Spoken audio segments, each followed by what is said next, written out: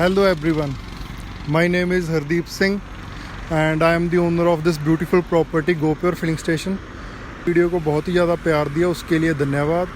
और आप में से कई लोगों ने कमेंट किए थे कि कमेंट भी किए थे और डीएम भी किए थे कि हमें बताओ कि क्या प्रोसेस होता है पंप लगाने के लिए और क्या इन्वेस्टमेंट चाहिए ईवी का प्रोसेस जानने के लिए, और क्या क्या डॉक्यूमेंट्स चाहिए होते हैं, क्या क्या रिक्वायरमेंट्स होती हैं, लैंड की क्या रिक्वायरमेंट्स होती हैं। आज वही सब चीज़ें मैं आपको ये वीडियो में बताऊंगा कि आपको क्या डॉक्यूमेंट्स चाहिए, क्या प्रोसेस होता है और आप कैसे अप्लाई कर सकते हैं।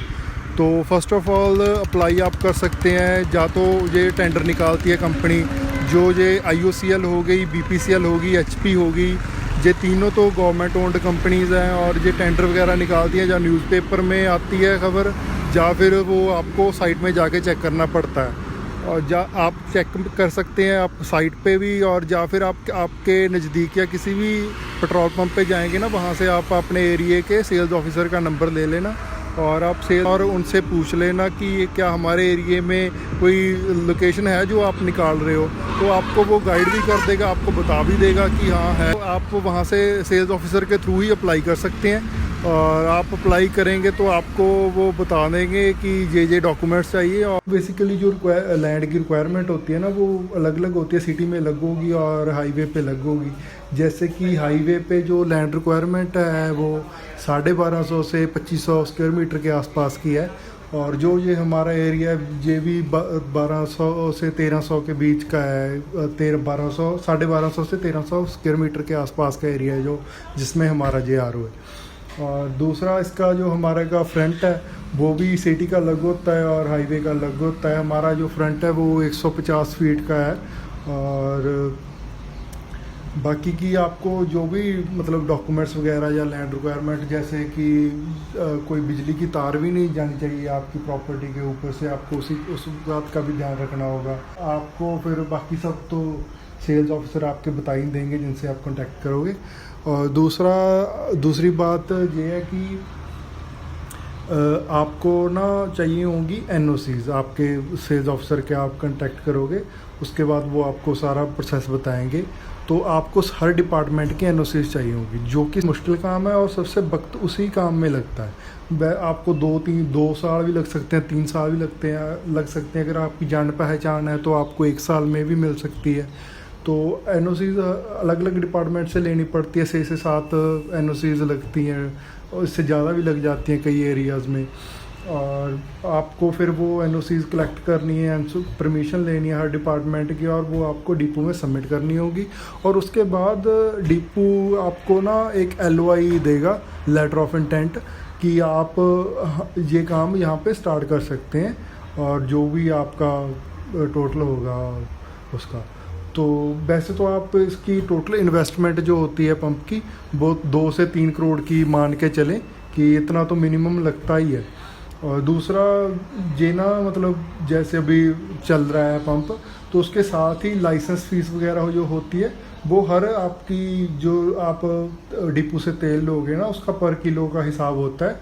तो वो लाइसेंस फीस वैसे पर किलो के हिसाब से हर लोरी के साथ आपकी कटती जाएगी। तो और एक आपको ध्यान ये रखना है कि अगर आप जिस भी एरिया में आप अपनी प्रॉपर्टी ले रहे हो पंप के लिए, और अगर किसी और ने भी वही प्रॉपर्टी के लिए वहाँ से अप्लाई कर दिया, आपके एरिया के साथ ही किसी और प्रॉपर्टी को लेके, तो वो फिर डिपेंड करता है बिडिंग के ऊपर कि फिर बिडिंग होगी, और बिडिंग कहाँ तक जाती है तो उसका कोई आइडिया नहीं है, और वो कहीं भी फिर इन्वेस्टमेंट और भी ज़्यादा बढ़ सकती है। और दूसरा फिर बस LOI मिल जाएगा, आप काम चालू कर सकते हैं। आपकी जो आपकी साइट होगी, जो भी कैटेगरी में, जैसे A कैटेगरी की साइट होती है, B कैटेगरी की साइट होती है। जो हमारी कैटेगरी है वो A कैटेगरी में आता है, जो कि CC साइट होगी, जो कंपनी ओन्ड और डीलर ऑपरेटेड होती है। और उसमें क्या होता है कि जो CC साइट होती है उसमें बाउंड्री वॉल वगैरह और रोड के लेवल तक की पेवर करके देनी होती है डीलर को, और बाकी का सारा MPDs का लगाना, या अंडरग्राउंड टैंक हो गया, या कैनोपी हो गई, सेल्स बिल्डिंग का ऑफिस हो गया, ये सारा खर्चा कंपनी करती है।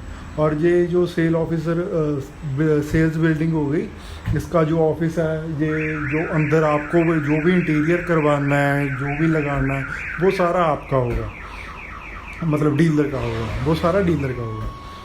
तो मोस्टली तो यही होता है। और एक जो मेन बात होती है कि आपको फिर जब ये सारा कुछ हो जाता है तो आपको चाहिए होगा एक्सप्लोजिव का लाइसेंस, जो कि आपको एक्सप्लोजिव का लाइसेंस चाहिए होगा। और एक चाहिए होगी आपको कैलिब्रेशन चाहिए होगी, जो जार का हो गया, हाइड्रोमीटर का हो गया, स्टैंपिंग हो गई आपके जार की 5 लीटर की, और दूसरा हो गया प्रोसेस है, वो है ईवी का, जिसके लिए आप सभी के बहुत ही ज़्यादा कमेंट आए थे कि ईवी का क्या प्रोसेस है, आपको बताएं हम। और ये जो हमारा ईवी का चार्जर है, ये 60 किलोवाट का है, और इसका कनेक्शन मतलब कंपनी को हमने लेके दिया था, 70 किलोवाट का कनेक्शन लिया था हमने। और ये कनेक्शन हमने कंपनी को बाकी सारा का सारा सामान, जैसे कि ये चार्जर हो गया और इसकी कैनोपी वगैरह होगी, ये सारा कंपनी ने किया है। और इसका बस हमें कमीशन मिलता है कि पर यूनिट का 1 रुपया हमें कमीशन मिलता है। बाकी सारा तो सिस्टम तो कंपनी ने लगाया है, बस हमें सिर्फ कमीशन मिलता है।